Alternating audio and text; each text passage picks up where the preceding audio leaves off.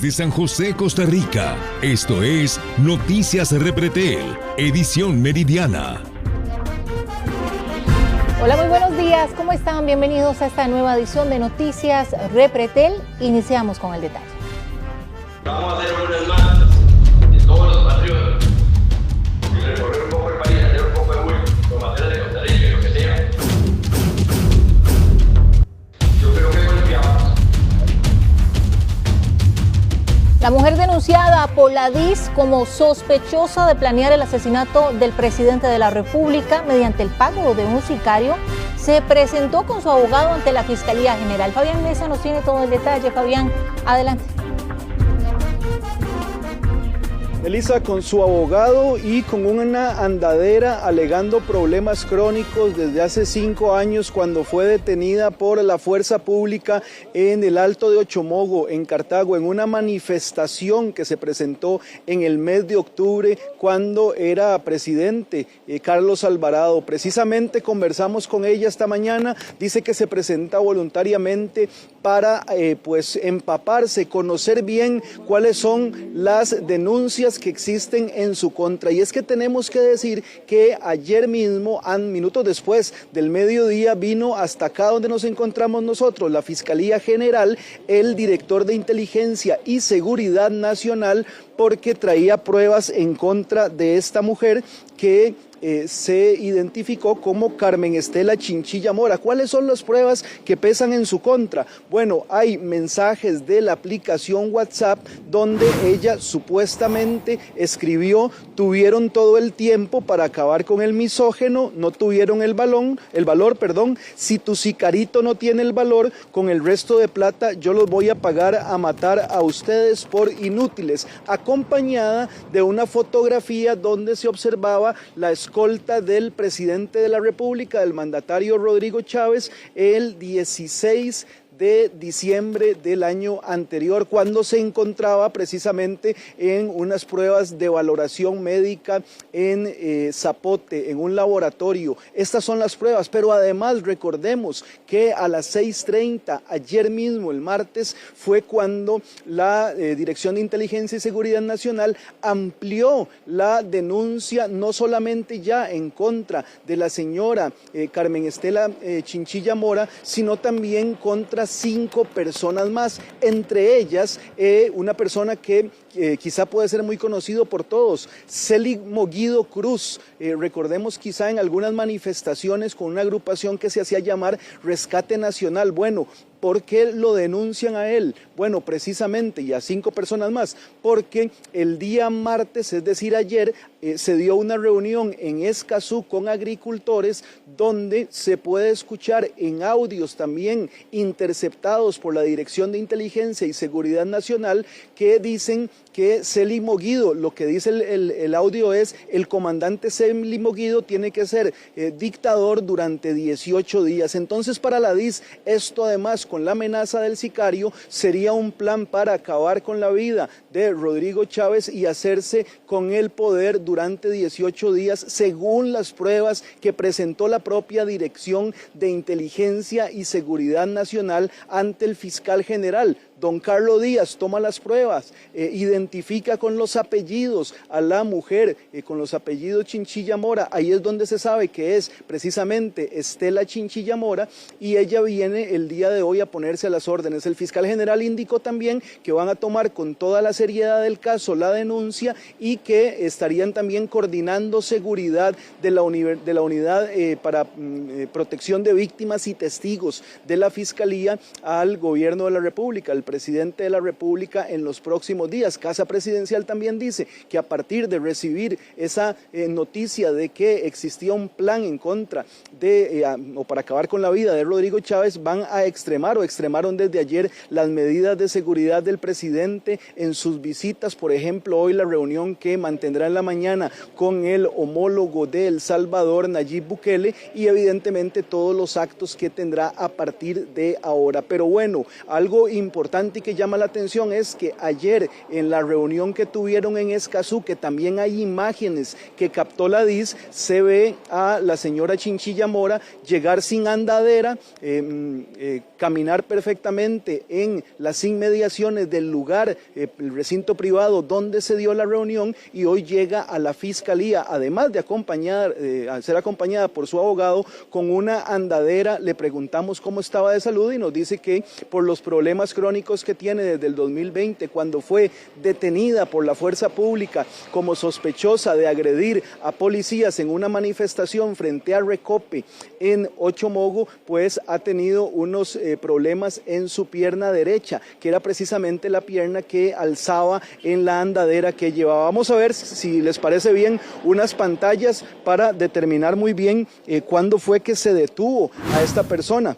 La pantalla lo que muestra es que ella se hace llamar comunicadora social, también alega ser vicepresidenta del Centro de Amigos Cuáqueros, y como le estábamos indicando, ya había sido detenida el 29 de octubre del año 2020 en Cartago, Ochomogo, por agresión a un policía. Pero también veamos esta siguiente pantalla, porque el otro sospechoso que fue identificado por las autoridades es el activista y exdiputado Célimo Guido Cruz, quien en el año 2020 se le abrió un proceso por instigación pública, por obstrucción de la vía pública, y fue condenado en el año 2006 por bloqueos. Le tocó pagar 15 millones como acción civil, una indemnización, y 1 año de cárcel que no cumplió por tratarse de una pena muy baja. Vamos a ver también qué dice el abogado de Estela Chinchilla Mora, quien se presentó con ella. Él lo que alega es que lo que querían era conocer cuál es la denuncia, porque hasta ahora no habían podido saber más de lo que informó la prensa, que a él le parece muy extraño que el caso se haya ventilado en la prensa sin él conocerlo. Bueno, esto es una situación que ocurre recurrentemente desde hace varios años en nuestro país, y es también por el buen trabajo que hacemos los periodistas para obtener la información de fuentes fidedignas. Pero bueno, eso es el decir del señor abogado doña Estela. Él alega también que todo es un montaje planeado por el capital, eso es lo que dice, y que además no tienen mucha confianza en el sistema judicial costarricense, porque dice que responde a intereses políticos y a intereses del capital. Esas fueron las manifestaciones que vamos a ver a continuación. Bueno, nos parece que es una acción muy equivocada, ¿no? Lamentablemente, pero eso es una realidad. Digamos, el sistema judicial, incluido el Ministerio Público, y todas las dependencias del Estado son muy presionadas, digamos, a nivel político. Eso es una realidad, no existe tal cosa como una justicia transparente, limpia, ¿no? Que no está sometida a las presiones de los intereses, principalmente del capital y los intereses políticos. Y bueno, es parte, digamos, de las presiones que siempre ocurren. Vamos a escuchar también qué dice la comunicadora social Estela Chinchilla, a quien la DIS señala, apunta contra ella por los mensajes que lograron captar de WhatsApp, que es el WhatsApp que se identifica con el nombre completo de ella. Sin embargo, ella asegura que todo es un montaje. Recordemos, ayer la vieron entonces en Escazú caminando tranquilamente, hoy llega con andadera. Ella dice que todo es un montaje y que precisamente lo que califica de una manera despectiva es, digamos, a sus contrarios políticos, porque ella señala que todo es un montaje de los chabelos, y utiliza mucho en la entrevista que le hicimos esta palabra para llamar así a los seguidores del presidente Rodrigo Chávez. Vamos a ver la entrevista porque le hicimos varias preguntas. Es muy interesante escuchar la versión de ella y también lo que dijo después de salir de la fiscalía, después de reunirse con el fiscal que se encontraba en el Ministerio Público en ese momento, conversar con su abogado y darse por enterada de los hechos que se le acusan, que en este caso es tentativa de homicidio calificado, lo que se conoce en la doctrina penal como magnicidio, por tratarse del presidente de la República. Esta es Estela Chinchilla Mora. Vamos a verla. Yo no dije eso, jamás hubiera pensado en salir del problema que tenemos como país de esa forma. Ese problema salimos de él el 1 de febrero votando y en segunda ronda, eliminándolos. ¿Quién podría, por ejemplo, cree usted, estar detrás de ese montaje en su contra? Cualquier chabelo, hay un 20% de chabelos en este país, pero un chabelo tonto. Yo no sé si ustedes conocen cómo escribo yo, lo que hago, las faltas de ortografía.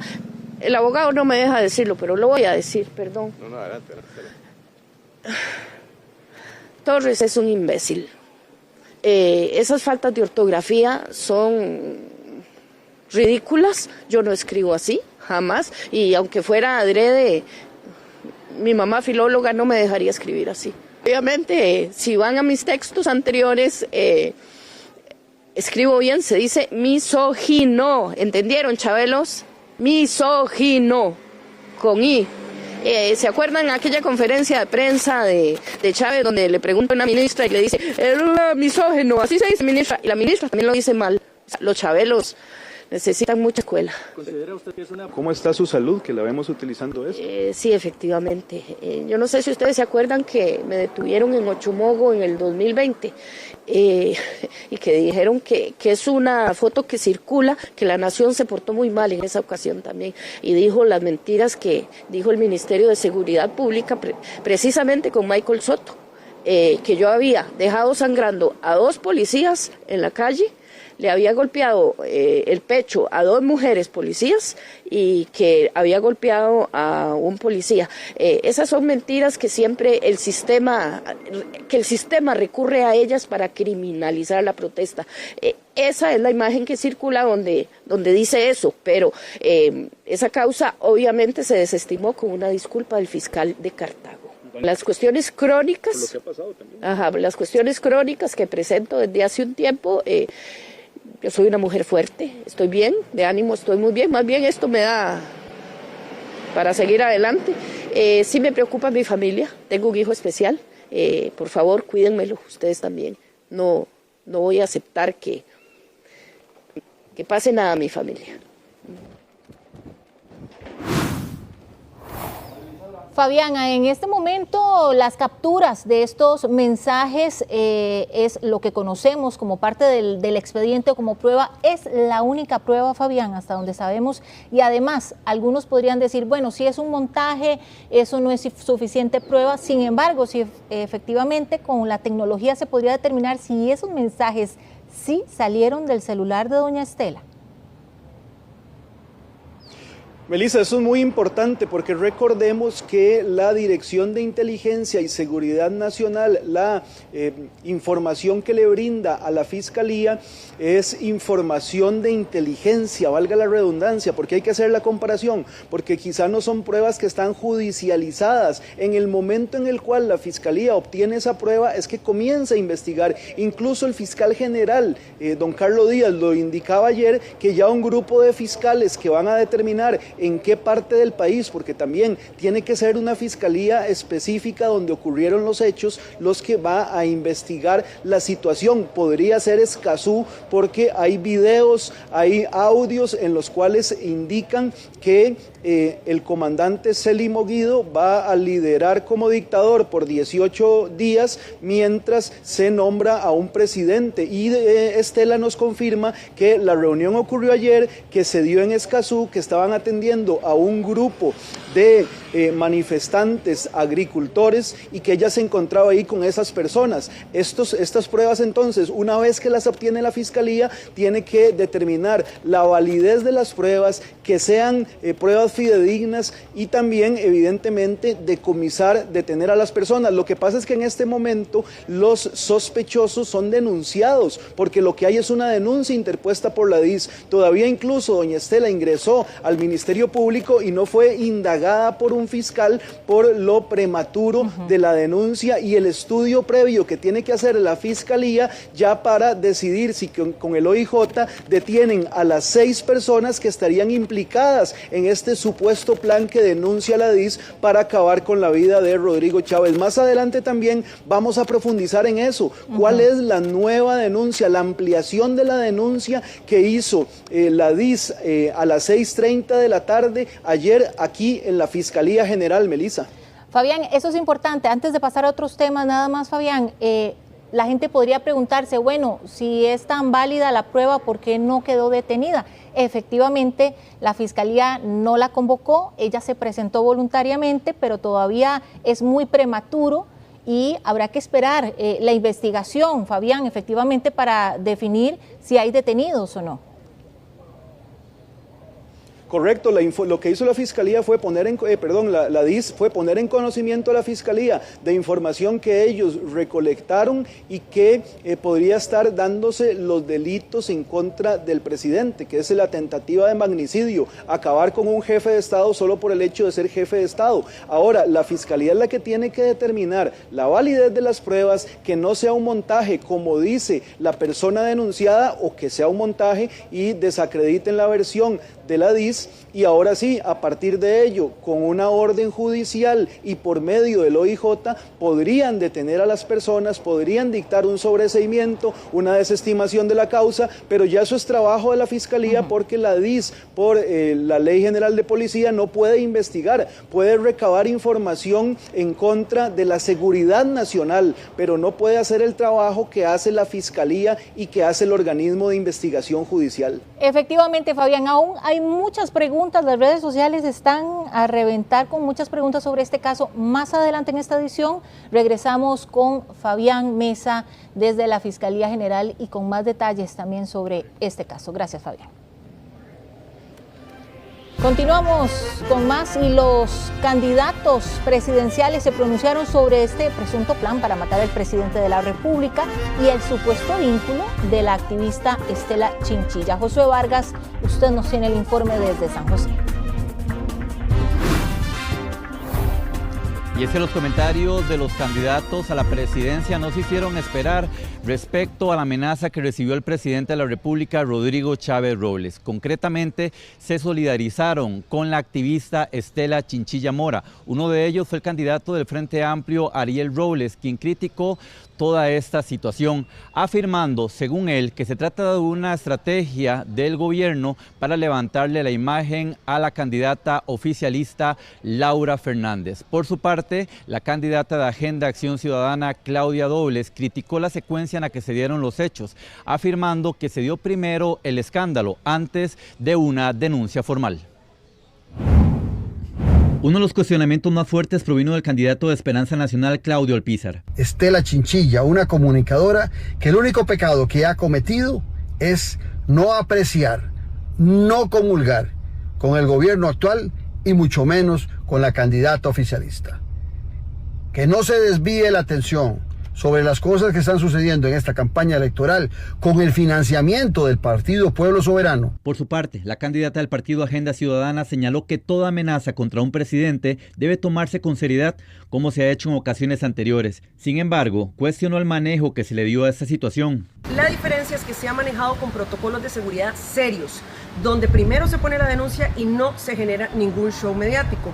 En este caso se ha manejado con absoluta torpeza. Desde el Frente Amplio, Ariel Robles expresó solidaridad con Estela Chinchilla, pero puso en duda la credibilidad de la denuncia presentada por el director de la DIS. Por el caso de que va a matar al presidente.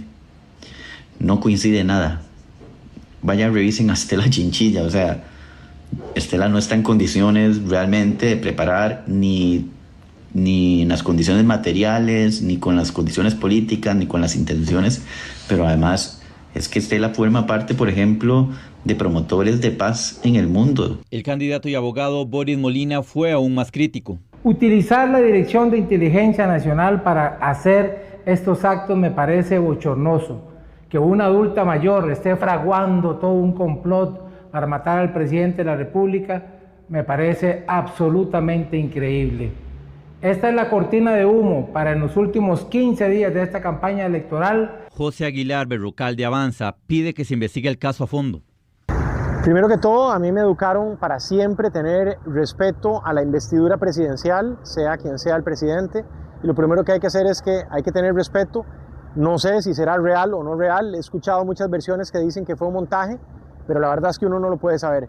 Si fue real, pues hay que proteger al presidente, es el presidente de todos. Laura Fernández prefirió no referirse al tema. Quien sí se pronunció fue la diputada oficialista Pilar Cisneros.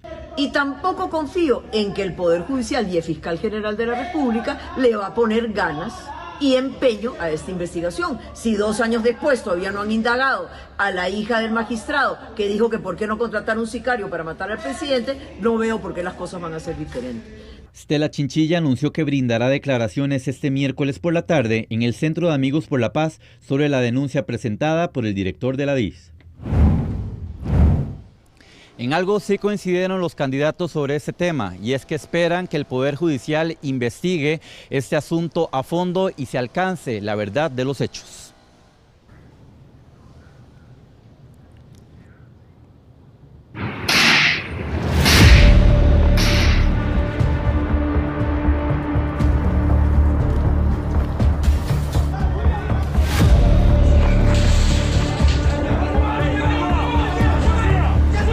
Hace tan solo unos días les informamos la cantidad de robos de vehículos que se reportaron durante el 2025, los que llevábamos ya este año, y hoy precisamente mediante la operación Tejar, el OIJ desarticuló a una banda que liderada por 3 hermanos se dedicaba a eso, a robar vehículos y a recibir otros sustraídos por otras organizaciones criminales.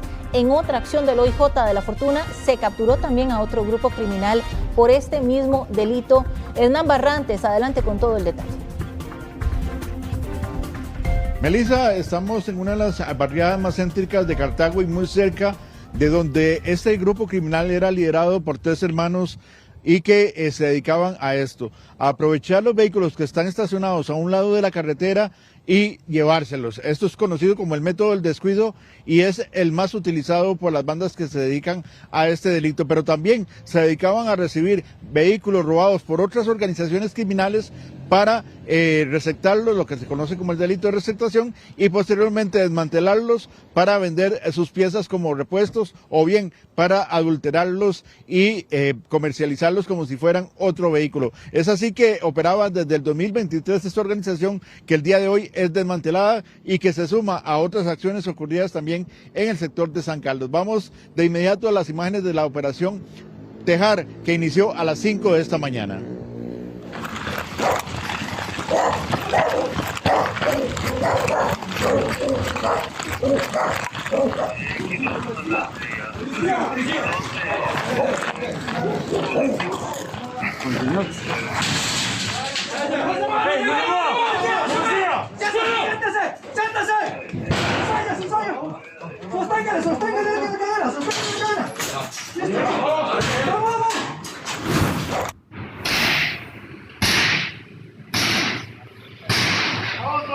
¡Policía!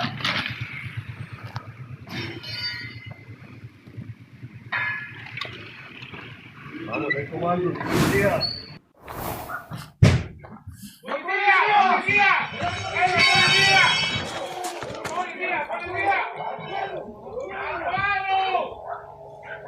En total fueron 19 los allanamientos desarrollados por el organismo de investigación judicial, una investigación dirigida por la Oficina Regional de acá de Cartago y que permite la detención en este momento de 15 personas, entre ellos los líderes de estos 3 hermanos de apellido Villanueva. Además, se ha logrado el recuperar 5 vehículos que fueron reportados como robados en los últimos meses y que ahora están en poder de las autoridades judiciales. Los allanamientos tuvieron lugar, además de acá en Cartago, en el sector del Tejar, también en Tobosi, así como también en Acerrí, en San Rafael de Alajuela, en Desamparados, en Siquirres y en Guásimo de Limón. Faltan 3 personas por detener, pero la mayor parte está capturada ya y bajo custodia policial y se espera que en las próximas horas sean entrevistados por la Fiscalía.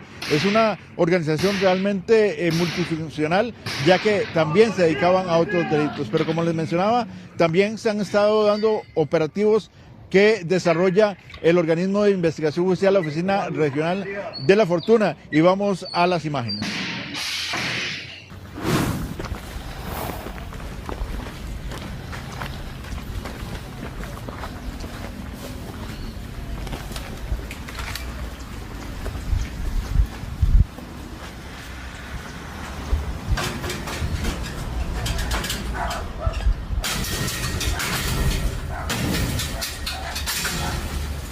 ¡La policía! ¡La policía! ¡La policía! ¡La policía! Se trata de 5 allanamientos que desarrolla el OIJ de la Fortuna de San Carlos en Punta Arenas, Orotina y Desamparados, y que logran la detención de 4 personas que estaban vinculadas como sospechosas de integrar otra banda dedicada al robo de vehículos. Y es que este es el delito que más ha crecido después de las estafas electrónicas en el país, sobre todo por la gran demanda que hay de repuestos para vehículos que ya tienen algunos años de antigüedad y que es más difícil conseguirlos en el mercado habitual. Esto ha facilitado, ha abierto las puertas para que la delincuencia actúe, y como les indicamos, es una organización que no solo se dedicaban a la venta o al robo de vehículos y a la venta de repuestos de vehículos robados, sino que también se dedicaban a cometer otros delitos, entre ellos homicidio. En el caso de la Operación Tejar, esta organización es investigada porque fue contratada por una organización criminal del Caribe vinculada al narcotráfico para cometer el homicidio de un hombre de apellido Fonseca. Todo esto es parte de lo que se ha logrado establecer por parte de las autoridades. Este homicidio ocurrió el 25 de mayo del año anterior y en el sector de Tobos. Y es importante mencionar que este grupo pues era considerado peligroso, así que era importante para las autoridades poderlo sacar de circulación lo antes posible, y es por esto que este día se han realizado estos 19 allanamientos que se suman a otros 5 realizados por el OIJ de la Fortuna para desarticular a otra organización también dedicada al robo de vehículos. Durante el año 2025, al menos 6 bandas dedicadas a este tipo de delitos fueron desarticuladas por las autoridades judiciales y ya la mayoría descuenta prisión preventiva. Pese a ello, sigue aumentando lo que es el delito del robo de vehículos. Ya solo este año, en tan solo 12 días, se reportan 90 vehículos robados. Es al menos 1 cada 4 horas que se sustraen en el país, según el reporte de las autoridades. Así que, pues, es un delito que preocupa y que afecta mucho a la ciudadanía y que está generando mucha preocupación. Tenemos otra operación en ese momento que se está desarrollando. Se hicieron en la zona de norte del país. La investigación nace en La Fortuna. OIJ de Fortuna realiza una investigación por robo de vehículos también. Se hacen 5 allanamientos en zonas de Punta Arenas, Orotina, Esparza y San Sebastián en San José. En este momento el objetivo era tener 4 personas y ya todos están detenidos. Claro, ya se logró la detención de 15 personas, en este caso aquí en Cartago. Se tienen inclusive algunos vehículos recuperados, 5 vehículos que con denuncia por robo, y pues ha sido muy positivo los resultados hasta este momento en cuanto a todas las detenciones y demás diligencias realizadas. Su actividad criminal centrada en el robo de vehículos, pero también legitimaban capitales, y el último evento en que se les identificó y se les conectó era con un homicidio realizado a solicitud de un grupo criminal aparentemente de la zona del Caribe.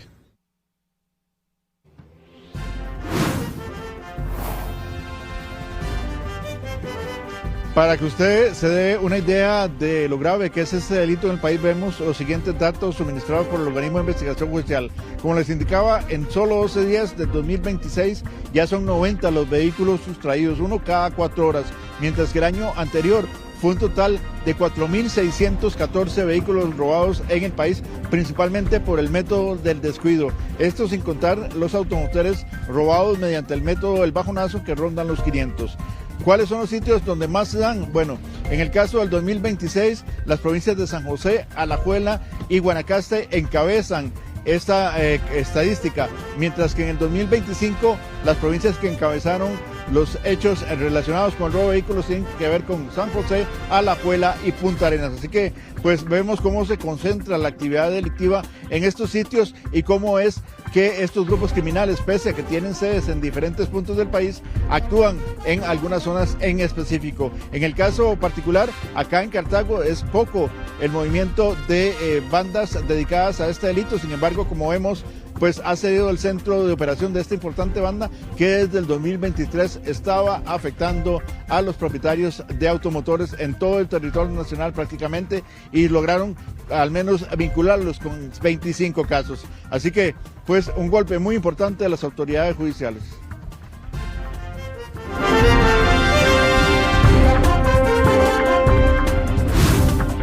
Con 22 minutos y la Cruz Roja logró dar con el cuerpo de un pescador arrastrado por la corriente en el Cairo de Siquirres. El accidente ocurrió el domingo a las 9 de la noche en el río Reventazón, cuando una crecida del río lo arrastró. Su cuerpo estaba en una poza a 100 metros de donde se reportó su desaparición. La Cruz Roja desplazó buzos especializados y personal de rescate para desarrollar la operación de rescate de los restos del hombre quien era vecino de la zona.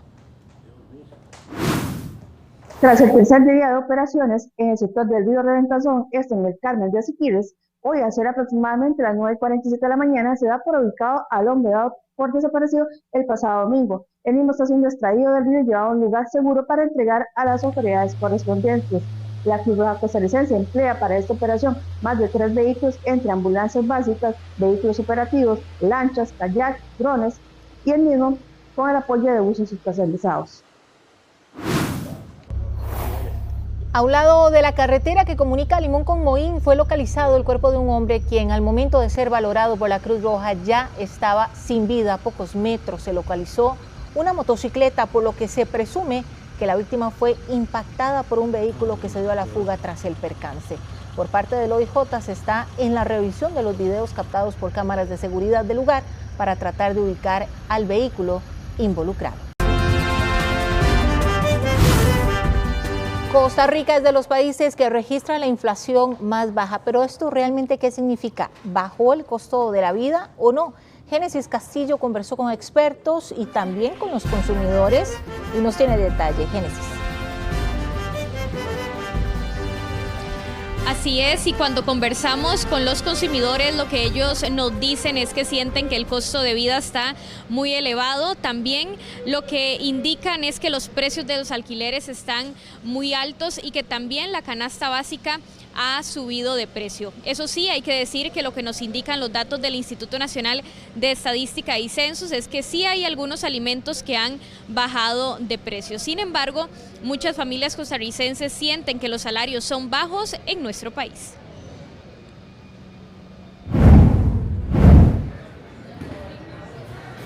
Muchos ticos van de viaje a países como Nicaragua, Panamá, Guatemala y Colombia y vuelven diciendo que Costa Rica es muy caro. Las familias perciben un costo de vida elevado, pese a las cifras de inflación. No alcanza, los salarios no alcanzan, todo caro. Se metió uno en la carnicería, se metió uno, digamos, a lo que es el mercado, otras cosas y demasiado caro. La Organización para la Cooperación y el Desarrollo Económico, es decir, la OCDE, publicó estas cifras de inflación global, en donde revela que Costa Rica tiene los niveles más bajos. Pero, ¿por qué los hogares no lo perciben así? Esto dicen los expertos. Que la inflación sea cero, sea negativa, no significa que se reduce el costo de vida. Costa Rica tiene ya 32 meses donde la inflación ha estado por debajo del rango meta del Banco Central, muchos de esos meses con inflación negativa, pero buena parte de los bienes que se han abaratado en los últimos 32 meses han sido bienes cuyos precios estaban en dólares y bienes cuyos, cuyo consumo no es tan frecuente. ¿Qué hablamos? Boletos aéreos, vehículos. Costa Rica en sí es caro. Por ejemplo, los alquileres son elevados en zonas céntricas y si quiere algo barato, hay que irse a vivir a una zona lejana. Además, muchos alimentos han subido de precio. Don Alex, ¿cómo ve usted hoy el costo de la vida? Si yo le dijera que los precios han bajado, ¿me creería o no? No, jamás. Están muy altos. Sí, claro. ¿Cómo hace usted para administrar el dinerito, ya sea pensión, salario? ¿Cómo lo ve? Una pensioncita que tengo, ahí vamos, sí. Y un trabajito que tengo también. Eso sí, algo muy positivo en el 2025 y en este arranque del 2026 es que los precios de los combustibles se mantienen muy estables. Inclusive el gas para cocina ha bajado. Sin embargo, las familias quieren mayores disminuciones en los precios de los alimentos. Y también para contarles un poco cómo se comportaron los precios durante el 2025, lo que dicen los datos es que, por ejemplo, la yuca, la piña y el plátano fueron de los productos que más se encarecieron, inclusive con aumentos del 90%. Muchísimas gracias a Génesis por el detalle. Y el OIJ dio a conocer un video en el que se observa un violento asalto contra una mujer en San Francisco de Heredia. Los vecinos de la zona aseguran que este tipo de hechos delictivos ocurren de manera constante. Sheila Paniagua, usted nos tiene el detalle. Nos vinimos hasta San Francisco de Heredia, donde ocurrió ese asalto. Vamos a ver las imágenes para que ustedes puedan observar a este vehículo. El conductor se estaciona, se baja del carro y ataca a esta mujer para robarle su celular, para robarle sus pertenencias. La amenaza con un cuchillo. Ahí pueden ver ustedes ese cuchillo con el que este sujeto amenaza a esta mujer, le roba sus pertenencias y huye del lugar. Ahora el organismo de investigación judicial lo busca por asalto. Veamos la siguiente información. Este es el video que dio a conocer el OIJ. En las imágenes se observa a una mujer caminando sola por una calle de San Francisco de Heredia. De pronto, un hombre que viajaba en este vehículo se detiene, se baja con un cuchillo en la mano y la amenaza. Ambos forcejean y finalmente el sujeto logra robarle el celular y su bolso. Posteriormente huye del lugar. Estos hechos ocurrieron a plena luz del día. Ahora el organismo de investigación judicial necesita la colaboración de la población para ubicar a este hombre, quien figura como sospechoso del delito de asalto. Los vecinos de San Francisco aseguran que estos hechos son frecuentes en la zona, debido a que las calles son muy solitarias. Bueno, vea este video donde asaltan a esta mujer. Este hombre se baja con un cuchillo, parece que le roba el teléfono. ¿Qué opina usted sobre esta inseguridad que se vive acá en San Francisco? Bueno, me parece muy peligroso, ya que mis hijas están estudiando en el Manuel Benavides y ellas transcurren muy seguido esta ruta. Entonces me parece muy peligroso de que esta situación en esta área de acá de San Francisco. Bueno, y vemos que es como una zona bastante solitaria. Sí, correcto, siempre ha sido así, desde que uno está en el colegio, siempre ha sido muy, muy sola. Rara vez se ve una policía y la verdad es que es muy peligroso. Terrible, porque a mí me pasa eso, me da un infarto, ¿verdad? El atrevimiento, ¿verdad? De que ya uno tiene que andar, porque yo ando así, ¿verdad? Yo le digo a mi esposo, hay que andar viendo. Yo ando con él y yo vuelvo así, ¿verdad? Yo no ando como que, porque mi esposo parece como que él fuera solo en todo el mundo y él anda como tranquilo. No, yo siempre que más donde veo que vienen algunos que se ven raros. Además, indican que a los delincuentes no les importa si es de día o de noche para cometer estos hechos. En estos días aquí pasó un caso de que un señor, porque trancaron, o sea, en la vía pusieron dos carros y él no podía pasar. Y él pasó y parece que rayó el otro carro y el señor sacó un machete y lo persiguió. O sea, la gente anda violenta. Por su parte, expertos indican que los amigos de lo ajeno atacan principalmente a las mujeres. Es preferible para ellos atacar adultos mayores, atacar mujeres, atacar adolescentes, atacar adultos jóvenes, atacar gente que viaja sola o en pareja y sobre todo atacarlos en lugares solitarios, calles solitarias, a la par de lotes baldíos, sectores con poca iluminación, sectores con poca vigilancia de cámaras, para evitar que un tercero defienda a la víctima y frustre el ataque. Si usted sabe quién es el sospechoso, contacte al OIJ al 800-8645. El sospechoso es de contextura delgada, estatura media, tez blanca, vestía short color negro, abrigo color morado, tenis color negro con blanco y utilizaba gorra. Si usted tiene información o sabe quién es este hombre, puede comunicarse a la línea confidencial del OIJ 800-8645.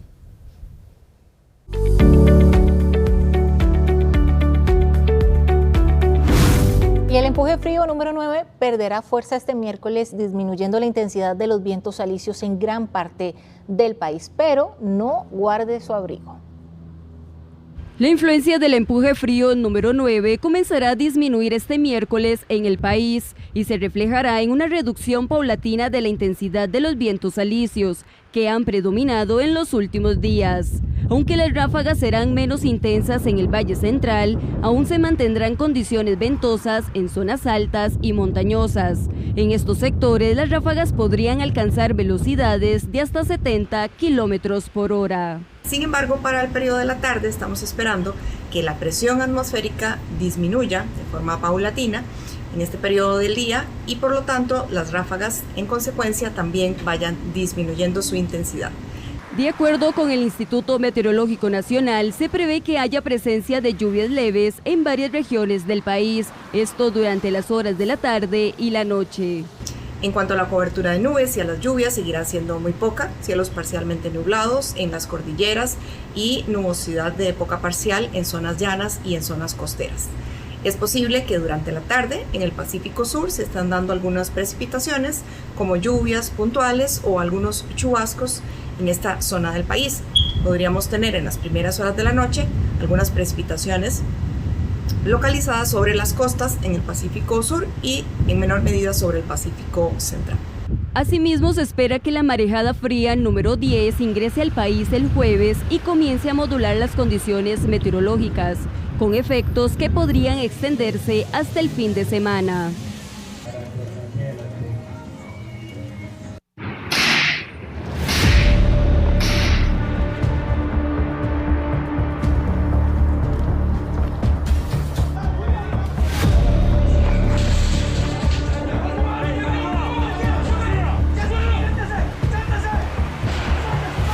Caso Tejar, así se llamó una serie de allanamientos que se realizaron la mañana de este miércoles en distintos sectores, en Cartago, en lugares de Siquirres también.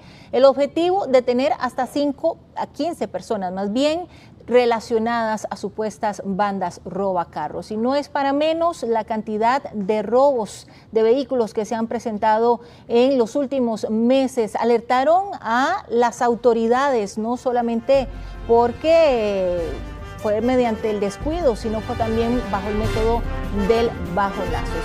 Y bueno, este miércoles 2 bandas fueron desmanteladas. Hernán Barrantes nos tiene todo el detalle. Melissa, realmente es preocupante las cifras de robo de vehículos que se han estado dando en el país y como vemos en tan solo 12 días de este 2026 ya son 90 los carros robados, uno cada 4 horas. Pero es importante también mencionar la acción policial que ha permitido el día de hoy detener a 2 grupos importantes. El primero de ellos acá en Cartago mediante 19 allanamientos, la operación Tejar, que desmantela a una de las principales organizaciones criminales. Vamos de inmediato a las imágenes.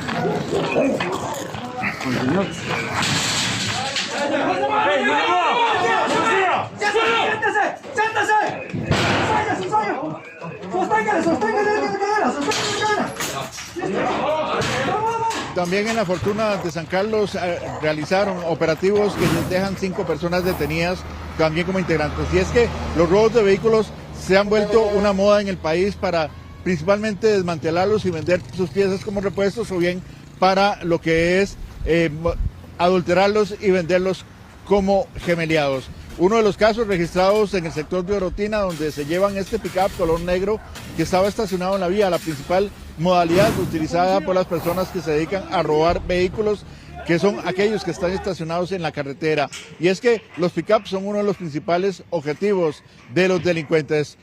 Es importante mencionar que las repuesteras se han vuelto también en la atención del OIJ, han atraído la atención del OIJ debido a que allí es donde se están comercializando principalmente artículos provenientes de vehículos robados. Ya sea por la antigüedad o por otra razón, hay ocasiones que conseguir repuestos para ciertos vehículos se dificulta. Es así como en algunos locales conocidos popularmente como repuesteras recurren a medidas ilegales. Ahí entran en el juego los delincuentes dedicados a robar vehículos. Ellos actúan por pedidos específicos y tras localizar lo que buscan actúan. Solo el año anterior 6 bandas robacarros fueron detenidas. Eso sí, en ocasiones no logran su cometido a la primera, como ocurrió en este caso en el Carmen de Goicoechea.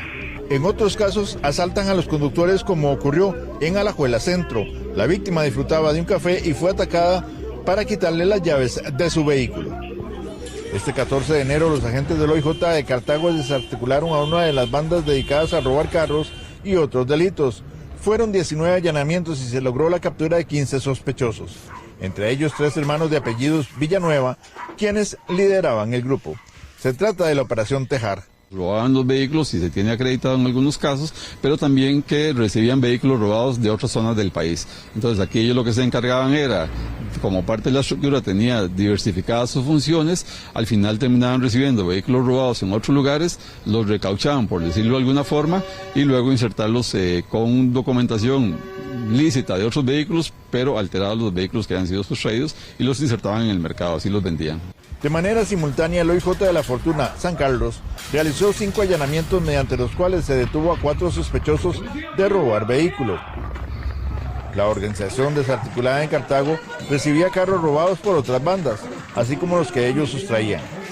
Los desmantelaban para vender los repuestos y a otros los modificaban y alteraban los números de registro y los vendían. La banda también cometía otros delitos. Incluso el 25 de mayo anterior, fueron contratados por una banda narco de Limón para asesinar a un hombre de apellido Fonseca. El cuerpo fue hallado en Toboso de Cartago. Concretamente, presumimos quienes lo dirigían, que eran unos hermanos de apellido Villanueva.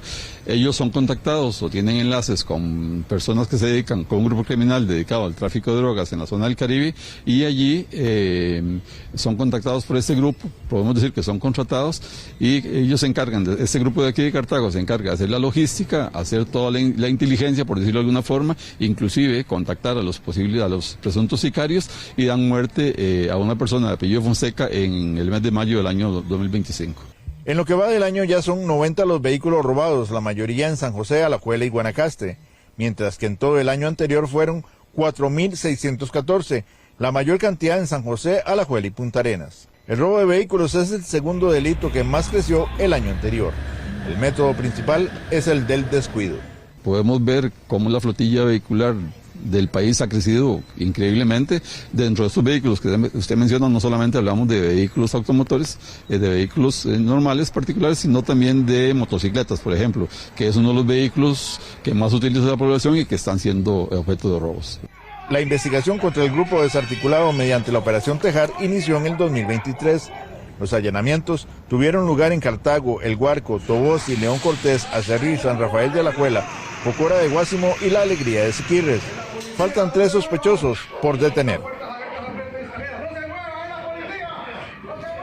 Aunque la cifra de vehículos robados es alta en el país, hay muchas personas que no denuncian, ya sea por vergüenza, por pena o por no verse involucrados en los procesos judiciales. Se pide a estas personas presentarse a las autoridades judiciales y denunciar para así poder atender sus casos y también dar con los responsables.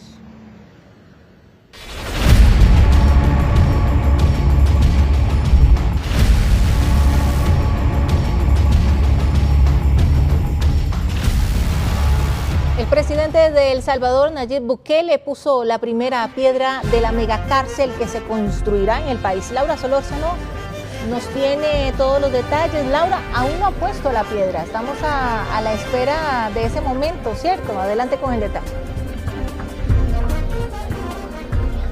Sí, Melissa, 12:54. Estamos esperando precisamente la llegada del mandatario de El Salvador, Nayib Bukele. Por el momento, a esta hora solamente llegó Rodrigo Chávez y estamos esperando porque se suponía que la actividad o el Consejo de Gobierno como tal iba a iniciar a las 12:30. Sin embargo, sí, don Nayib no ha llegado, pero bueno, nos encontramos aquí exactamente en el terreno donde se va a construir la megacárcel, el Centro de Alta Contención del Crimen Organizado, CACO, así es como se llama. Y esto la reforma es muy grande, hay muchísimos lugares en donde se encuentran algunas partes muy seleccionadas, pero aquí estamos como por detrás de Terrazas, que es uno de los sectores un poco más nuevos que rodea todo lo que sería todo el perímetro de la reforma aquí en San Rafael de Alajuela. Recordemos que el mandatario de El Salvador vendrá precisamente a eso, a poner la primera piedra de lo que sería la construcción de la megacárcel del CACO, y que esto es en el terreno donde nos encontramos, para que ustedes tengan una idea, es de 91,000 metros cuadrados. La cárcel ya como estructura, obra de infraestructura será de 31,000 metros cuadrados. Esto recordemos que la administración Chávez lo dio a conocer en el 2025 y bueno, se reveló prácticamente que sería en este lugar. Nosotros cuando llegamos nos llevaron a hacer un recorrido, pero aquí prácticamente no hay nada aún, todavía no se ve ningún montaje. Esto está, por decirlo así, apenas para empezar y es lo que se espera, es que está iniciando a partir de esta misma semana. Son aproximadamente para 5,000 privados de libertad. Son varios módulos en donde estaría distribuida el centro penitenciario y alrededor de 1,000 estarían en cada sector. Así es como lo han descrito, alrededor de los 5 módulos. Como para que ustedes tengan una idea de lo que tendrá, bueno, son 5 consultorios médicos, 25 aposentos de visita íntima, también un edificio mixto, un puesto de control principal, un registro de visitas, 7 fortines, 20 celdas de aislamiento, un edificio de bodega, un basurero, un centro de acopio y 4 puestos de control interno. Recordemos que el dinero era de lo que tanto se hablaba, incluso desde el año pasado, que era alguna de las preocupaciones, pero bueno, se sabe que la Comisión de Hacendarios avaló 8,000 millones de colones para el inicio de esta construcción a través de una modificación presupuestaria. Serían 34 millones de dólares en total lo que costaría esta obra. Aquí hay muchísimos medios de comunicación, por supuesto de Costa Rica, de El Salvador, de Nicaragua y de otras regiones que hemos visto por aquí también.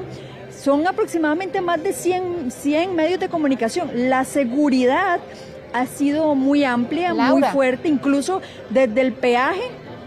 Cuando veníamos por la ruta 27, desde ahí empezó el control de seguridad para todos los que íbamos a ingresar. Dígame, Melissa. Sí, precisamente sobre eso quería consultarle, usted que normalmente está en las actividades de Casa Presidencial, si el tema de seguridad usted lo ve reforzado, más allá de los operativos que también se realizan por la presencia del mandatario de El Salvador. ¿Ve usted una diferencia en comparación a otros eventos? Y también quería preguntarle si la colocación de esta primera piedra es solamente simbólico o ya se espera que se dé inicio con las obras. Melissa, le respondo la última. Se espera que ya esté iniciando la construcción de esta megacárcel. Sí hemos sabido, y el mismo gobierno lo ha dicho, que urge esta cárcel, y con respecto al tema del operativo ha sido muy amplio, incluso ya en esta segunda visita oficial del mandatario de El Salvador es aún mayor todavía que la vez pasada cuando vino también aquí a hacer un recorrido. En otras ocasiones, cuando hemos ido a otros eventos con otros mandatarios que han hecho la visita oficial, pues sí, por supuesto, han habido bastante seguridad, y también cuando vamos a eventos del señor presidente Rodrigo Chávez. Sin embargo, hoy, como le decía, la seguridad empieza y el primer punto está en el peaje aquí de San Rafael sobre la ruta 27. Ese fue el primer punto que tuvimos. Ya en el resto, para llegar aquí a la parte de terrazas, que es la parte nueva de la reforma, pues ahí nos encontramos con 3 puntos también en donde pues tuvimos que parar, nos pedían los datos. La entrada sí fue aún un poco más lenta, primero porque éramos muchísimos medios de comunicación, pero también porque sí detallaban incluso el uso de celulares, se restringió, acostumbrábamos incluso a entrar los celulares de nosotros, pero no, ahora se restringió solamente a un celular por medio de comunicación. Y entonces sí, hemos visto que la seguridad sí ha estado muchísimo más fuerte y también amplia en lo que sería todo el sector. Incluso cuando veníamos nos encontramos también en varios puntos del puente de Escazú, más seguridad junto con policía de tránsito. Aquí lo que estamos esperando ya es que el mandatario de El Salvador llegue. Ya son la 1 de la tarde, ya llevamos media hora de retraso, porque como les decíamos, esa primera piedra, que lo que estamos esperando es pues la participación del señor Bukele, sería a partir de ese momento empezarían obras en lo que sería todo este terreno. El terreno es muy grande, Melissa, es muy grande. Sabemos que, como les comentaba, son 5 módulos. En 5 módulos más o menos estarían unos 1.020 privados de libertad, por supuesto bajo vigilancia extrema, y aquí vendrían por supuesto los privados de libertad que tienen que tener una condición especial con mayor seguridad, e incluso también los extraditables. Eso lo ha dicho en muchas ocasiones el ministro de Justicia, y por supuesto que es una de las finalidades. ¿Qué es lo que nos gustaría saber? Y es una de las preguntas que tenemos es, por ejemplo, la experiencia específica del modelo carcelario de El Salvador, que es el SECOT, que considera más útil también para Costa Rica y que Costa Rica también las podría adoptar. Esa es una de las consultas que tenemos, que por supuesto estamos esperando a que llegue el presidente. Y bueno, en cualquier momento incluso podemos volver a intervenir y pedir un pase de que esperemos que ya llegue pronto, porque son la 1:01, Melissa. Muchísimas gracias, Laura, por toda la información, así que esperaremos la llegada de Nayib Bukele a el sector donde se construirá la megacárcel. 1:01, hacemos una pausa comercial, ya regresamos con más.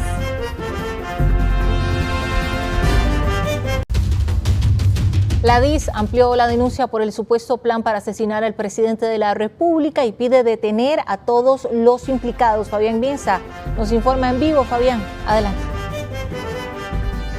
La ampliación de esta denuncia se hace, Melissa, porque ayer a las 10 de la mañana, ayer martes precisamente, se dio una reunión en Escazú, en una localidad conocida como el Centro Agrícola de Escazú, donde participó una gran cantidad de personas, entre ellos la mujer señalada como la sospechosa o denunciada de, en un mensaje de WhatsApp, hablar de un plan para que un sicario asesinara al mandatario Rodrigo Chávez. ¿Qué pasó en esta reunión? Bueno, la Dirección de Inteligencia y Seguridad Nacional le aportó a la Fiscalía en la ampliación de la denuncia 3 audios. En uno de ellos se dice lo siguiente, y también es parte de lo que está investigando la Fiscalía en relación con estos hechos, porque según el análisis que hace la DIS, lo que quiere este grupo de personas es sustituir al presidente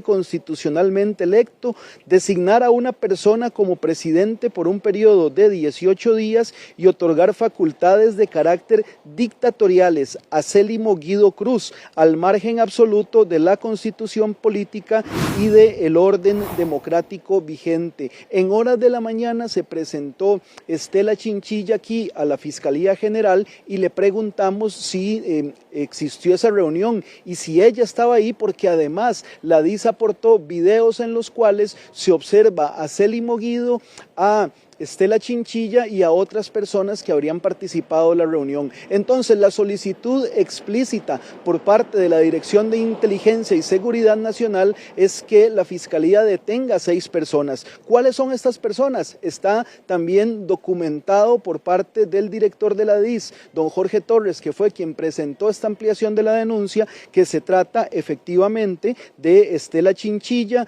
de un hombre de apellido Sojo Marín, de Célimo Guido Cruz, y podemos dar otro nombre porque ya se hizo público que se trata también de Óscar Campos Chavarría, además de una mujer de apellido Ciesic Camacho y una mujer de apellido Ramírez Varela. Aseguran que son parte de una agrupación conocida como Rescate Nacional. Esta es la ampliación de la denuncia y precisamente a raíz de esa ampliación es que le preguntamos a Estela Chinchilla que si se había dado. Ella nos confirma que estuvo ahí, que es un grupo de agricultores que le pidió a ella como comunicadora social apoyo porque iban a iniciar una serie de movimientos en todo el país y querían el apoyo de ella. Le preguntamos si ella escuchó específicamente lo que se desprende del audio que presentó la DIS como prueba, que querían que nombraran en una emergencia un presidente interino.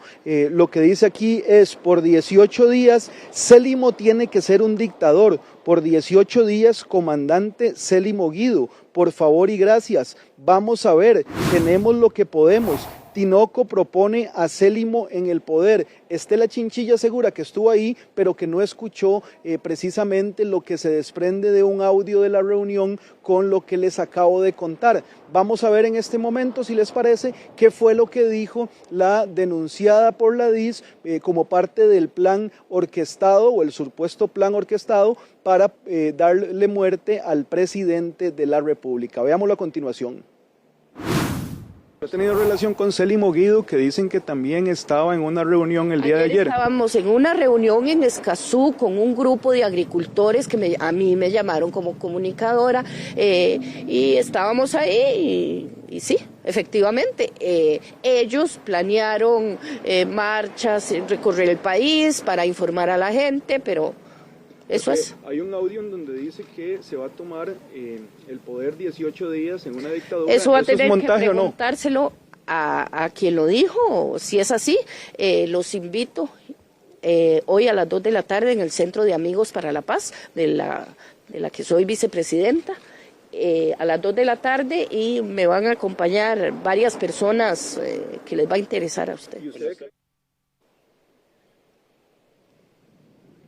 De las 6 personas que la DIS le pidió a la Fiscalía detener, llama la atención, además de doña Estela, Célimo Guido, ¿verdad? Y también Óscar Campos Chavarría, que ya él ha manifestado que está en contra de la situación en la cual lo quieren involucrar, que es el supuesto plan para poder...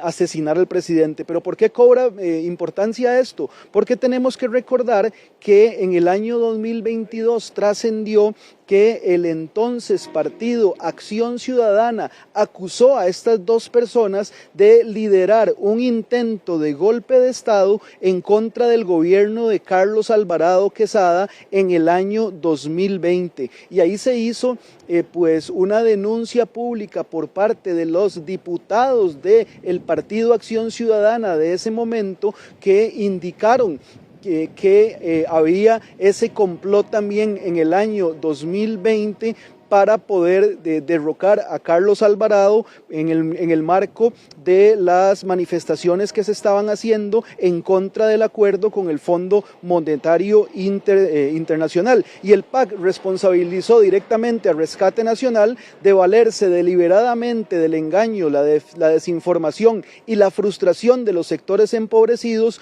para nutrir su movimiento y desestabilizar el país. Esto es parte también de los antecedentes que hay con 2 personas señaladas por la DIS ahora en el año 2026 como parte de un supuesto plan que ya está investigando la Fiscalía en relación con el magnicidio de Rodrigo Chávez y hacerse el poder para dárselo a Célimo Guido, como se escucha en el audio capturado por la Dirección de Inteligencia y Seguridad Nacional. Melissa. Fabián, incluso cuando surge este audio, o al menos se da a conocer, se menciona el nombre de Célimo Guido, uno inmediatamente recordó ese hecho al cual usted hace referencia. Me parece que fue en el gobierno de Carlos Alvarado, y ese antecedente es importante. Correcto. Dentro de la investigación ahora, Fabián. Efectivamente, recordemos que ya está la Fiscalía a cargo de las pruebas que recolectó la DIS como órgano de inteligencia para que sean ya para poder judicializar la información que se tiene. Son 3 audios en total donde se escucha parte de lo que ocurrió en la reunión de Escazú, que una de las denunciadas, Estela Chinchilla, nos confirmó esta mañana que efectivamente ella estuvo presente, que estuvieron esas personas, pero ahora a las 2 de la tarde vamos a estar presentes en la conferencia que van a dar muy cerca de los tribunales de justicia para poder tener más elementos y estar informando en las próximas ediciones de Noticias Repretel. Muchísimas gracias, Fabián. Regresamos de nuevo al sitio donde se construirá la megacárcel. Ya llegó el presidente de El Salvador. Laura, adelante. Sí, Melissa, 1:13. Acaba de llegar el presidente de El Salvador, Nayib Bukele. Ahorita lo que están proyectando son unos videos en donde explican un poquitito sobre la construcción de esta megacárcel de alta contención que se llama el CACO, para 5.000 privados de libertad. Nosotros estamos un poquitico largo de donde se encuentran los mandatarios, por decirlo así, de la tarima. Aquí podemos observar en donde ya está incluso el presidente de la República, que lo vemos aquí cerca, lo tenemos como de frente, pero para explicar un poquitito sobre los videos que están explicando, es prácticamente la Costa Rica contará con una nueva prisión diseñada exclusivamente para los reclusos más peligrosos del país. Como les decía, se trata de CACO, un proyecto que busca responder a la creciente ola de violencia ligada al crimen organizado y que se levantará aquí en los terrenos de la Reforma, en San Rafael de Alajuela. La obra va a abarcar un terreno de 91.000 metros cuadrados, de los cuales 31.000 serán de construcción. Inicia en este momento lo que sería el Consejo de Gobierno. Ahí tenemos al ministro de Comunicación, que le está dando la bienvenida a ambos mandatarios. Escuchemos y veamos un poquito. Y medios de comunicación que nos acompañan en esta conferencia de prensa especial desde San Rafael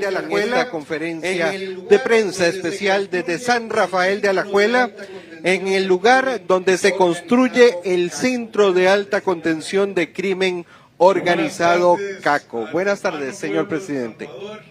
Muy buenas tardes al hermano pueblo de El Salvador, a su excelentísimo señor presidente de esa república hermana, al pueblo de Costa Rica y a todos quienes nos ven hoy. Un gran placer saludarlos. El Salvador pasó de ser uno de los países de seguridad para el mundo entero. A continuación les presentaremos una radiografía del antes y del después. Cómo una nación marcada por el miedo logró ponerle freno a las pandillas que sembraban el terror en el pueblo. Veamos. Como les comentaba, están proyectando videos de lo que era El Salvador antes de la construcción del CECOT.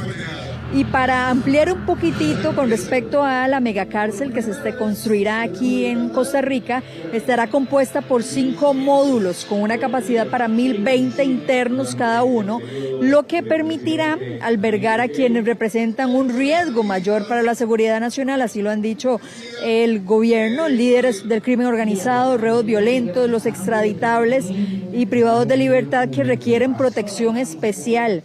En total, esta prisión tendrá espacio para 5.000 personas. Lo decía incluso el presidente y el ministro de Justicia, es que aquí vendrían los más peligrosos, los que mueven el crimen desde adentro. Se presentaron los planos del centro, que también incluirá 5 consultorios médicos, 25 celdas para visitas íntimas, un edificio administrativo, un puesto de control inicial, 7 fortines de vigilancia, 20 celdas de aislamiento, una bodega y un puesto de basura. El proyecto va a requerir de una inversión de unos 34 millones de dólares. Veamos y escuchemos un poco. Nadie dijo la señora, el derecho humano de la señora, nadie la defendió. Todas estas organizaciones, todo esto político, que hoy se rasgan las vestiduras por los derechos humanos de los delincuentes, nadie dijo nada de ella. ¿Cuántas familias en nuestro país no tienen una historia que contar de terror? Cuando yo tenía 17 años llegaron los pandilleros. Mi mamá no tenía el dinero para darle la extorsión. Recuerdo que escuché un gran ruido y de ahí como que me dormí. Cuando yo reaccioné tenía los brazos llenos de sangre, los tenía deshechos prácticamente, que mi mamá había fallecido. En los buses se agarraban a balazos. En varias situaciones me tocó meterme debajo de los asientos. Han puesto un rótulo aquí en este lugar donde estamos. Oír, mirar y callar. ¿Quieres verlo? El tiempo que yo viví acá fue un tiempo de infierno. La policía. Fue un tiempo de infierno. La policía también fue amedrentada.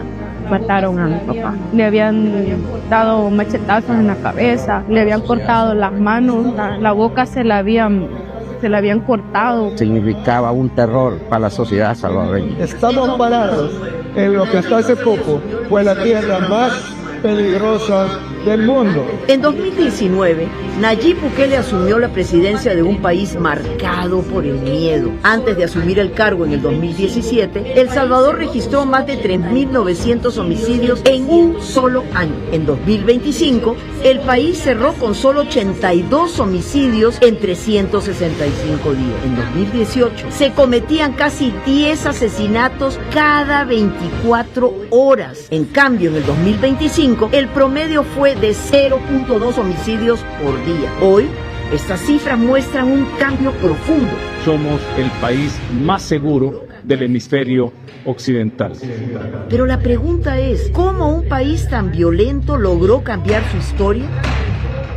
El gobierno de Nayib Bukele decidió enfrentar a las maras sin miedo. Entró en acción el Plan Control Territorial, una estrategia por etapas. Cada fase se preparaba el terreno para combatir la violencia desde la raíz. Pero tenemos que sacar al 100% de los pandilleros.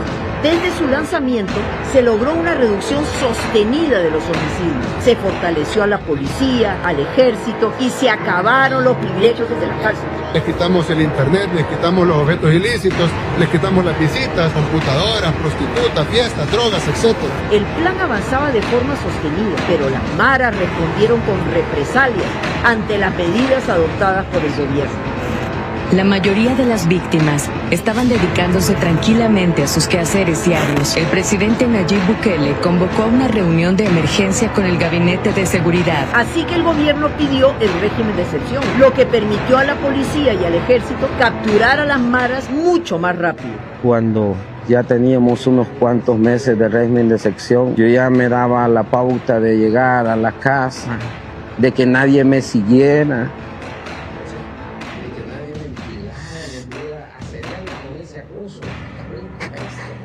Pues sí, de que nadie me vigilara, me anduviera asediando con ese acoso terrible. Es totalmente un cambio en materia de seguridad pública. Porque gracias al presidente, él que puso ese régimen, cayeron inmediatamente. Construyeron el SECOT para encerrar a los terroristas. Quienes están adentro cometieron al menos 10 delitos. Nosotros estamos seguros porque ellos están ahí y no van a salir, así como antes, que los pasaban a los juzgados y al ratito ya estaban afuera. En 2019, de cada 100 homicidios, 97 casos quedaban sin castigo y sin culpables. En cambio, en 2025, todos los homicidios fueron resueltos. Nadie se salió con la suya y ningún delincuente quedó libre.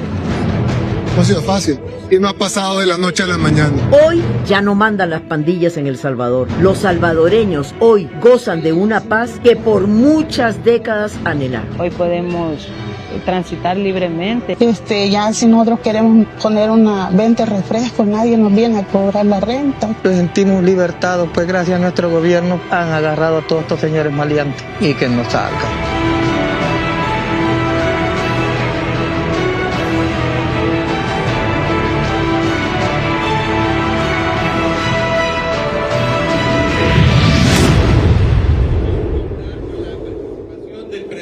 De la República del Salvador, excelentísimo señor Nayib Bukele, a quien le cedo la palabra en este momento.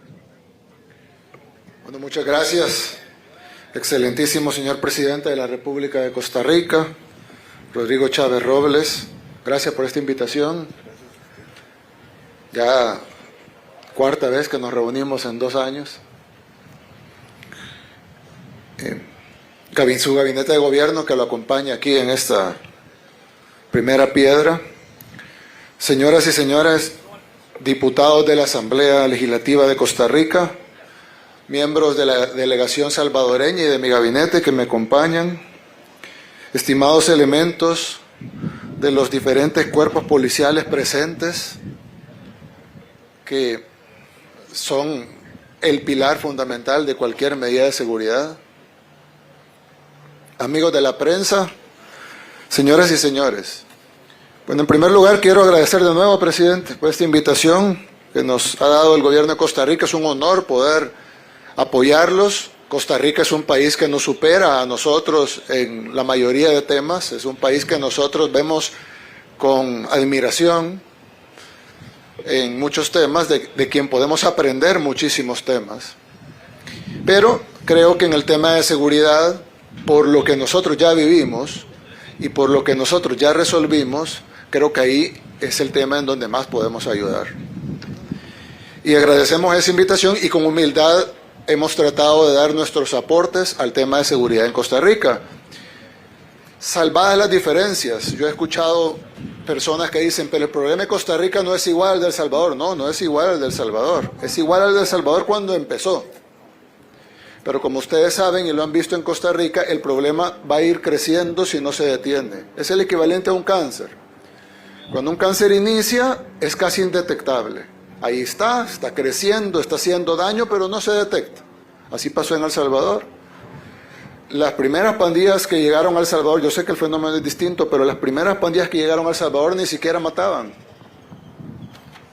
Ni siquiera mataban. Pasaron varios años para que empezaran a matar. Es decir, el cáncer crece.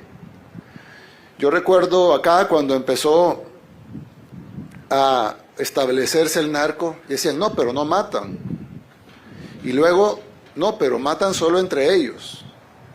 Y luego empezó a morir gente inocente. Y así funcionan con todos los cánceres y con todos los fenómenos delincuenciales. Inician imperceptibles, luego se perciben pero no hacen tanto daño, luego hacen un pequeño daño, luego hacen un gran daño y luego destruyen todo. Y en El Salvador vivimos todas esas etapas dos veces, con la guerra civil y con la guerra de las pandillas, que básicamente fue producto de la guerra civil. Pero eso ya será otro tema para explicar un día. Cuando la delincuencia se toma el país, cosa que aún no ha pasado en Costa Rica, gracias a Dios, aunque el problema es grande, pero aún no se ha tomado el país como se lo tomó en El Salvador, la criminalidad llega a ser un gobierno paralelo.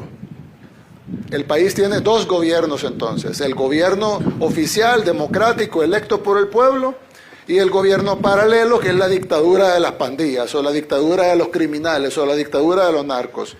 Porque ahí sí es dictadura. Ahí nadie los elige, ahí no hay forma de votarlos en pro o en contra, ahí no hay elecciones, ahí no hay entrega de cuentas, ahí no hay auditorías, ahí no hay asamblea legislativa, ahí no hay nada, ahí lo único que hay es la dictadura del narco. Y el que no quiere, bala. Esa es la verdadera dictadura que vivía El Salvador, la dictadura del crimen. Incluso la dictadura del crimen tenía más control del territorio que el gobierno oficial, que era un gobierno incapaz, corrupto y cómplice de la criminalidad, pero no era dictadura, porque la dictadura la tenían los criminales. Y entonces el gobierno cobraba impuestos, sí, pero también cobraban impuestos a las pandillas, lo que ellos le llamaban renta. Ellos le pusieron ese nombre, renta. No sé si por alquiler o por impuesto de la renta, pero ellos le llamaban renta. Y ese era el impuesto de las pandillas. El impuesto del gobierno, hay gente que lo paga, hay gente que no lo paga, ya sea porque está en la informalidad, o porque no puede, o porque no tiene con qué, o porque no declara. Pero el impuesto de las pandillas nadie podía no pagarlo. Porque el que no pagaba el impuesto de las pandillas, o lo mataban, o le hacían cosas como le hicieron a la señora, que su propio nieto le cortó las manos. Y se llevó las manos a entregarlas a la pandilla, para que vean, mi abuela que no pagó, aquí están las manos. El 80%, no era un fenómeno aislado en una zona, en un departamento, en un municipio, en un distrito, no.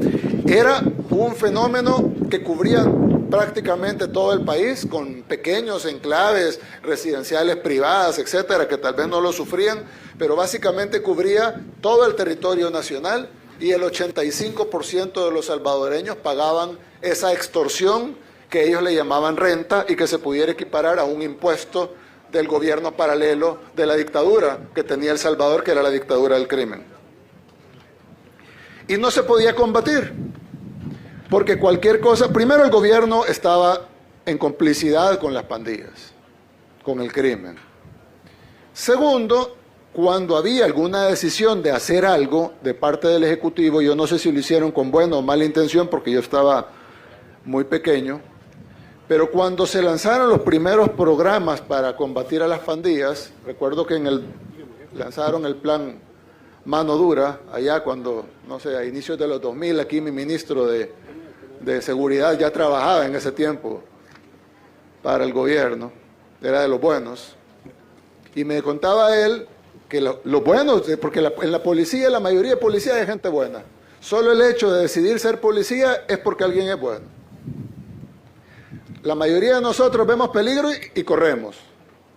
Los únicos, corremos del peligro. Los únicos que corren hacia el peligro son los policías, los soldados, los bomberos.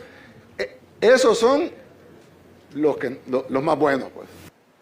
Alguien que nace con la vocación de correr hacia el peligro.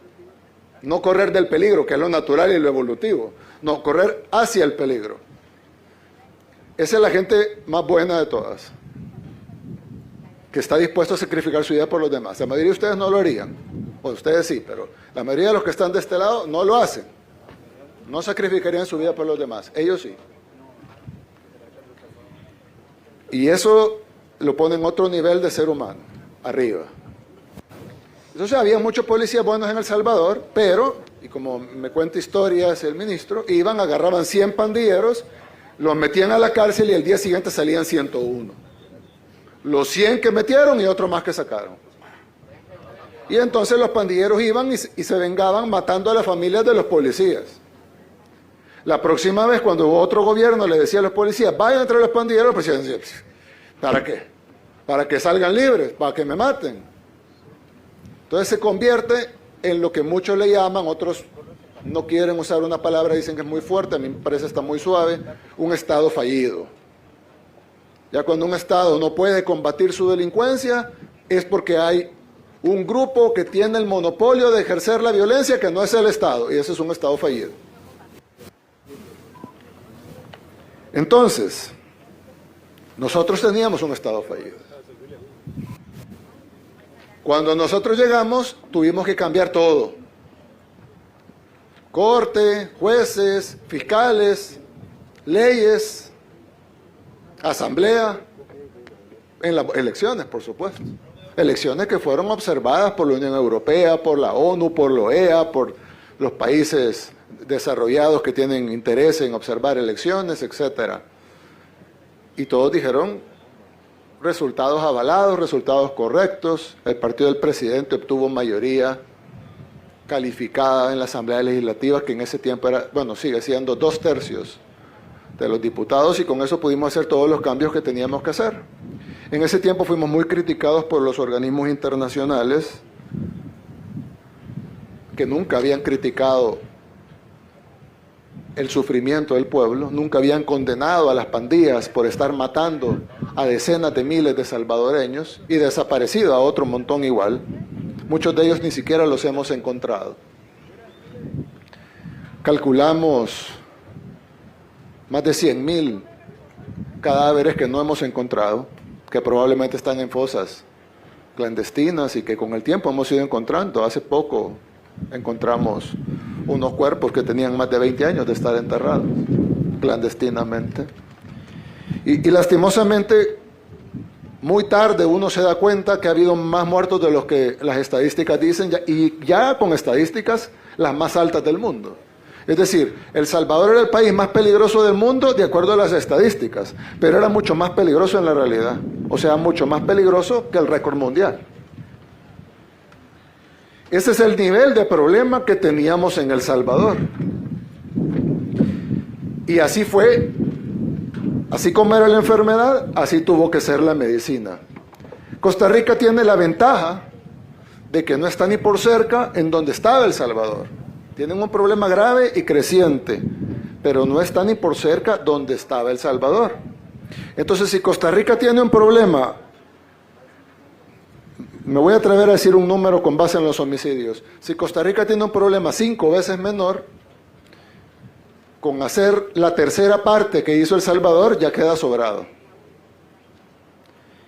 Y entonces, este es el momento para resolver el tema de la criminalidad, porque de lo contrario van a pasar otras cosas. Primero, va a seguir creciendo la criminalidad y van a morir más costarricenses. Segundo, eso es lo más importante, ¿no? Pero segundo, la gente ya no va a poder salir a la calle como pasaba en El Salvador. Los niños no van a poder ir al parque. Ustedes van a tener que entrar, todos los costarricenses van a tener que entrar a cierta hora a sus casas, so pena de ser asesinados si se pasan del toque de queda de las pandillas. No van a poder, ojo, todo esto que estoy diciendo es verificable, ustedes creo que lo leían incluso antes de nuestro gobierno, todo esto es la realidad de lo que pasaba en El Salvador. A cierta hora ya no se podía entrar a su casa. Si usted iba a una colonia o a una comunidad o a un barrio vecino donde vive su familia, pero que pasaba la línea de control de la pandilla hacia la línea de control de la otra pandilla, era asesinado.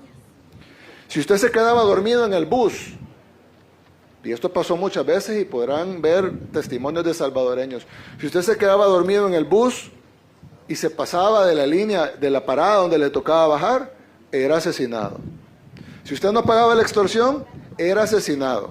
Si usted no entregaba a su hija al pandillero, era asesinado. Muchos padres trataron de defender a sus hijas y fueron asesinados e igual se llevaban a la hija. Entonces muchos optaban por entregarla. Porque si no, igual lo iban a matar y igual se le iban a llevar. Solo pensarlo, yo no lo puedo concebir en mi cabeza, pero esa era la realidad de El Salvador. Y está ahí verificable por medios internacionales, nacionales, los disque expertos, todo eso está documentado y está incluso todavía vivo en la memoria de los salvadoreños, porque no es algo que pasó hace 20 años, sino que hasta hace pocos años así era. Ya todo eso no existe en El Salvador. No solo no hay homicidios, o hay una cantidad mínima de homicidios que generalmente son intrafamiliares, pero ya no hay extorsión tampoco. Ya no hay zonas prohibidas, ya no hay zonas peligrosas. Generalmente uno va incluso a países desarrollados con delincuencia baja, pero le dicen no vaya a esa zona porque ahí es peligroso, o no vaya por allá porque ahí lo pueden asaltar y es muy oscuro. En El Salvador hay zonas oscuras, hay zonas feas, hay zonas que no tienen buena infraestructura, lo que ustedes quieran, pero no hay un tan solo lugar peligroso. Puede ser un barranco, puede estar oscuro, pueden ser las 3 de la mañana, puede que no le guste mucho el lugar porque no hay una banca para sentarse, pero lo que sí está, puede estar 100% tranquilo de que usted ahí tiene completa seguridad y nada le va a pasar. Puede amanecer ahí, va a tener su reloj, su billetera, su celular, todo. Los pocos asaltos que hay o los pocos robos que hay se agarran en horas. Hay una frase en El Salvador que los salvadoreños usan en redes sociales que se llama 3 doritos después. Porque cuando hay un video o algo que una señora le jalaron la cartera, o estoy hablando de un carterista, no estamos hablando de un homicidio, estoy hablando de una señora que le jalaron la cartera. A las 3 horas lo tienen al hombre parado, al mismo del video, esposado, con la misma ropa con la que estaba jalando la cartera. Y va a la cárcel, con la tranquilidad de que tenemos un sistema de justicia que lo va a dejar en la cárcel. Entonces, pasamos de ser, en cifras, del país más seguro, del país más inseguro del mundo, pasamos a ser el país más seguro de todo el hemisferio occidental, o sea, de todo este lado del mundo, de todo el continente americano, pues. No hay ningún país más seguro que El Salvador, en cifras. Pero en la realidad somos todavía más seguros, porque las estadísticas cuentan homicidios, y en homicidios somos el más bajo de todo el continente americano. Pero, aparte de eso, somos el único país me atrevería a decir que no hay un país en Europa que se pueda preciar de decir que no tienen una zona peligrosa, por ejemplo. Y nosotros no las tenemos. Y eso se logró con una serie de cuestiones, como ya les dije, y uno de los pilares fundamentales fue la construcción de una cárcel de máxima seguridad, el que ustedes conocen, el CECOT. El CECOT fue vital para El SECOT fue vital para la estrategia de seguridad por varias razones.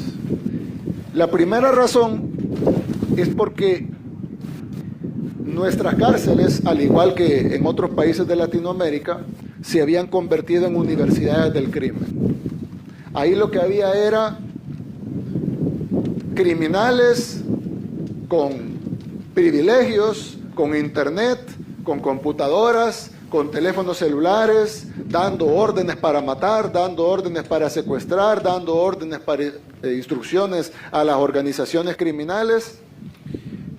Entraban prostitutas, subían videos a YouTube de sus fiestas. Ojo, estamos hablando de 2014, ahí están los videos en YouTube, no los ha bajado de YouTube. 2014, 2015, con pandilleros, con prostitutas, bailándoles en fiestas en las cárceles. Y ellos grababan y subían los videos a las redes sociales. Los sacaban de la cárcel y los llevaban a ver a la familia, a entrevistas. Ellos controlaban el país. Obligaron al ejército, está preso ese ministro, pero obligaron al ejército a prestarle los polígonos de tiro para que los pandilleros practicaran lo que se llama tiro certero, que los policías me entenderán, que es disparar con certeza en la cabeza o en el corazón para matar inmediatamente. No para inhabilitar, no pues dispararle en el pie, no, en la cabeza y en el corazón. Y ahí están los videos, están las fotografías presentadas no por nosotros, por fiscalías anteriores a que nosotros llegáramos al gobierno, por si alguien tiene duda de nuestros datos. Ahí están los pandilleros en los polígonos de tiro del ejército aprendiendo a disparar a la cabeza y al corazón de los salvadoreños. O sea que muchos, aparte les dieron armas también. Entonces, para poder cortar eso, teníamos que hacer una cárcel independiente nueva, que ya sabemos que no tiene un túnel secreto, que no tiene un sistema de puerta trasera, que no se la pueden ya, etcétera, donde además estuviera diseñada para que no se pudieran escapar, para que tuvieran control 24/7 y sobre todo para que no hubiesen comunicaciones. Porque les habrá pasado a ustedes y nos pasaba a nosotros que hacíamos una redada adentro de la cárcel, decomisábamos laptops, ya con nosotros en el gobierno, decomisábamos laptops, celulares, chips, de todo, ¿verdad? Y al día siguiente seguían las comunicaciones, porque decomisábamos algo, pero se escondieron otros y seguían metiendo más. Y al final la solución fue bloquear la señal. Un celular sin señal es un pisapapeles. Entonces le bloqueamos la señal. Usted se acerca al SECOT y ya no hay señal. Más o menos lo que pasó aquí, que veníamos para acá y nos dijeron apaguen los teléfonos porque si no se les van a bloquear por 5 horas. Bloquear señal. Entonces ya esto se vuelve una isla del mundo. Está aislado del mundo. No hay noticias, no hay información, no hay comunicación de adentro hacia afuera. Y ustedes están creando este centro de contención de la criminalidad, CACO, que es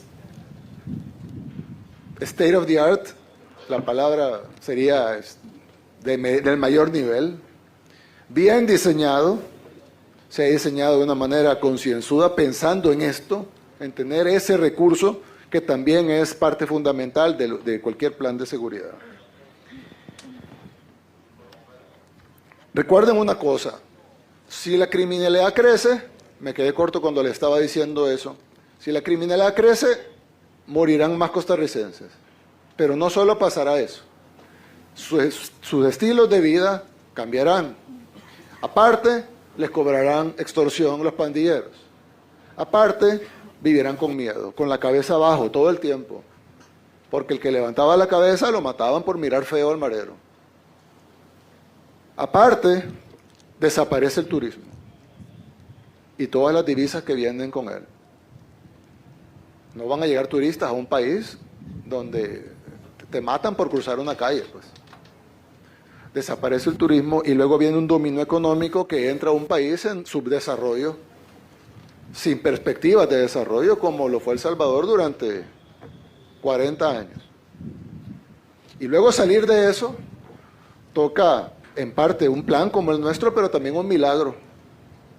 Porque lo que pasó en El Salvador fue un milagro y yo por eso siempre doy la gloria a Dios, porque realmente Nosotros hicimos mucho y nos desvelamos y pasamos en reuniones, hicimos páginas y papeles y escribimos cosas y dibujamos planos y estrategias, pero esto no hubiera pasado si Dios no lo hubiera querido así. Pero tocó esperar 40 años. Y mucha gente murió sin ver El Salvador de ahora, que no será el país más moderno, el país más desarrollado, falta mucho, pero ya tiene la base principal, que es un país seguro, y no solo un país seguro, sino el más seguro de todo el hemisferio. Ahora aprenderemos de nuestros hermanos costarricenses y de todos otros países que nos quieran apoyar para arreglar nuestro sistema de salud, nuestro sistema de educación, nuestra infraestructura, nuestra economía, etcétera. Y lo estamos haciendo, y estamos haciendo muchas cosas interesantes ahí, pero ya arreglamos lo principal, que es la vida de la gente, la seguridad de la gente. Costa Rica tiene la bendición de Dios de poder resolver este problema antes de que se haga como se hizo en El Salvador, y eso les va a ahorrar vidas, les va a ahorrar economía, les va a ahorrar años de vida, de sufrimiento, y la medicina puede ser mucho menor porque la enfermedad es mucho menor. Así que gracias, presidente, por permitirnos apoyarlos en lo que creo que podemos aportar. Al final, Costa Rica toma las decisiones y hace las cosas que Costa Rica necesita, que no son iguales a las de El Salvador, pero que lo que nuestra experiencia sé que es un insumo importante en su plan. Esto es también parte de la alianza que firmamos en Coatepeque, el Escudo de las Américas, que básicamente es esto, pues. Es colaborar e intercambiar experiencias e información para poder garantizar la seguridad de nuestros pueblos. Muchas cosas le tocan al Estado, pero la principal es garantizar que el Estado sea el único que tenga el monopolio de la violencia. No puede haber otro cuerpo ejerciendo violencia. Eso rompe con la idea de un Estado. Así que de eso se trata el Escudo de las Américas que firmamos en Coatepeque y en El Salvador con el señor presidente. Y estamos seguros, desde antes estábamos trabajando, por supuesto, tenemos un año ya trabajando en esto, pero ahora con más ganas, para poder acompañarlos en este proceso a hacer una Costa Rica segura, y pues todo lo demás, primero Dios, vendrá por añadidura. Muchas gracias. Un caluroso aplauso al excelentísimo señor Nayib Bukele, presidente de la República de El Salvador. Continuamos con esta conferencia especial. Casos que estremecen al país. 1:46 minutos, teníamos las palabras del mandatario de El Salvador, Nayib Bukele. Habló muy claro y del por qué se construyó el SECOT allá en su país, pero también algunas de las justificaciones y elementos importantes del por qué contribuir con una megacárcel similar a nivel de estructura, con algunas diferencias, pero también aquí para Costa Rica, el famoso llamado megacárcel El Caco. Muchísimas gracias, Laura. Amplias declaraciones del presidente de El Salvador, Nayib Bukele. 1:47, hacemos una pausa, ya regresamos. Llegamos al final de esta edición. Que tengan una linda tarde. Bendiciones.